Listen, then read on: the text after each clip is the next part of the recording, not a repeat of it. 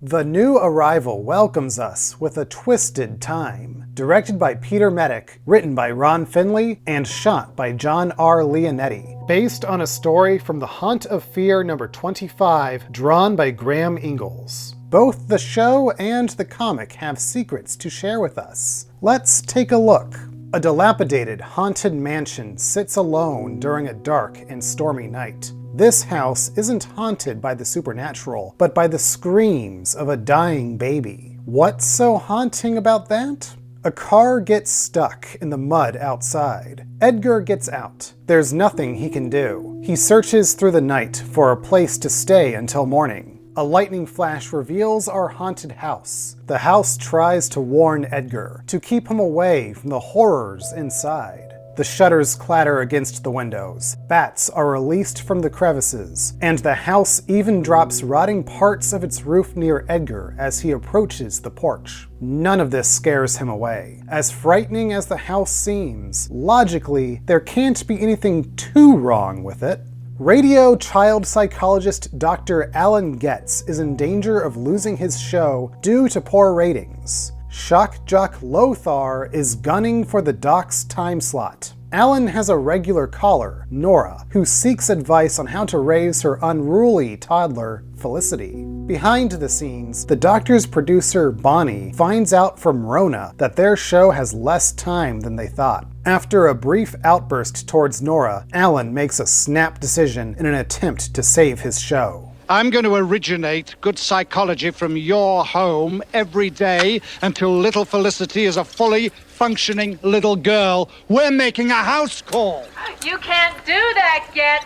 Good psychology beats bad behavior every time. Edgar knocks on the door and is greeted by the elderly Cynthia. She invites him in. The baby starts crying in another room. Cynthia tells him not to worry. She will tend to her infant. Edgar finds it odd that a widowed woman of her age has a baby, but much to the house's dismay, he rationalizes everything he hears. Cynthia comes back, informing Edgar that her baby is ill, but there is no need for a doctor. Edgar offers to help Cynthia feed the little one, but she yells at him, expressing concern over the spread of any contagious germs. Left alone, Edgar finds a picture dated back to 1917. He thinks it's of Cynthia's father, but the house knows otherwise. The doctor, his producer, and the radio exec arrive at Nora's home. The outside is a mess, and the doorbell gives Rona a shock. Nora greets them and recognizes Dr. Getz right away. Their introduction is cut short by Felicity's crying.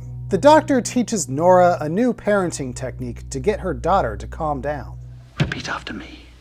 Ignore it. Ignore it. Ignore it.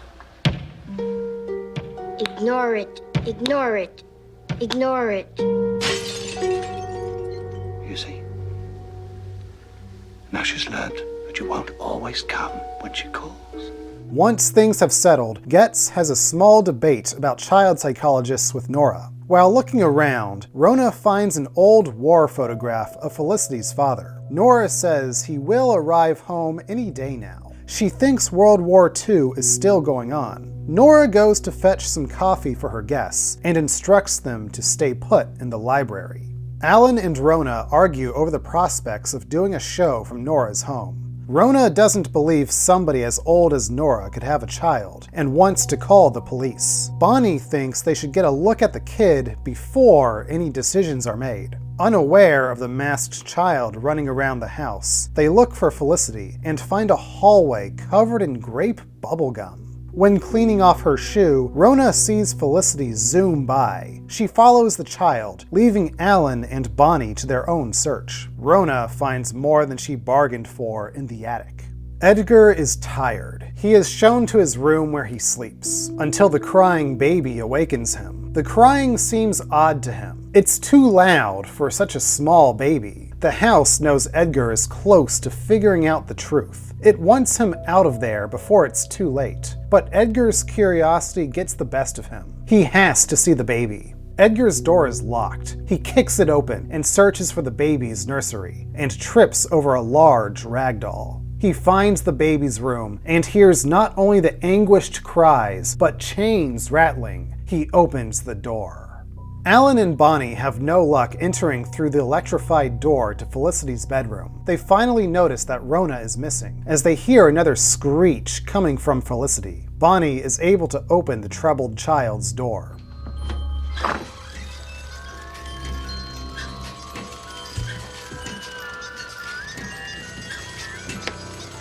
Holy shit.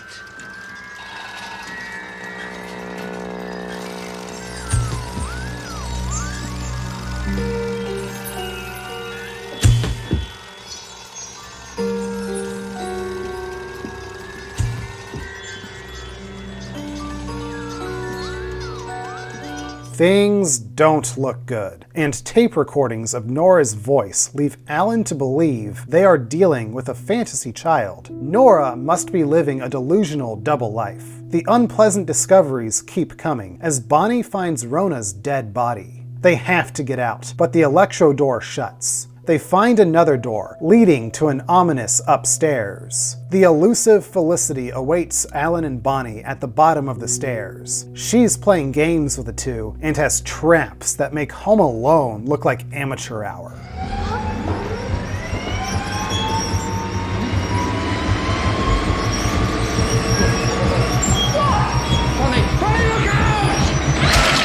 Edgar is shocked and disgusted to find a 40-year-old man chained up. This is Cynthia's baby. The man in the picture was her husband. When he died in the war, leaving her alone with their infant son, she went insane. Cynthia never taught her son how to walk or talk. To her, he was always her baby, and now he is dying. But no matter, Cynthia has a new baby to take care of. Alan wakes up tied to a chair, Nora tending to him. She apologizes for Felicity's behavior and really wants Alan's psychological expertise to help. She steps away to fetch her daughter. Felicity comes for Dr. Getz, who attempts to use psychology to reason with her. If by psychology you really mean physical force. Unfortunately for the doctor, things are not what he thought they were. The only way to beat bad behavior is with worse behavior! Hey, Nora! I know it's you! Dr. Getz! Stop it! You ought to be ashamed of yourself!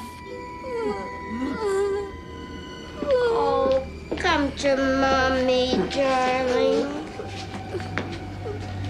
I know what you're thinking.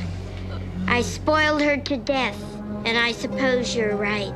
Felicity has been dead for 40 years. It's Nora's love that keeps her not alive, but undead. Alan finds out he is not the first doctor to make a house call. Nora leaves the two alone to get acquainted, and turns the radio to Felicity's favorite show, Lothar. The narrating house in the comic gives us a unique window into the story. This horrible home knows that the scariest hauntings are not supernatural. Intentionally raising a grown human to keep the mind of a baby is a disturbing concept. It's a twist that reminds me a lot of the 1973 film, The Baby. If you haven't seen it, seek it out, if you dare. For this reason, I think the comic for the new arrival is creepier than the show, in concept. But the episode has one thing that no comic book could ever have: Zelda Rubinstein. I, along with the doctor, was expecting Nora to be living a double life as her own daughter. The undead element was a total surprise, but Zelda plays Nora with such an eerie casualness, you believe she believes her life is normal. And we believe Dr. Getz's initial diagnosis of her. There is always something new out there to challenge the greatest minds, or in Alan's case, the most arrogant. The new arrival will make any horror fan feel right at home in either version. Ignore it.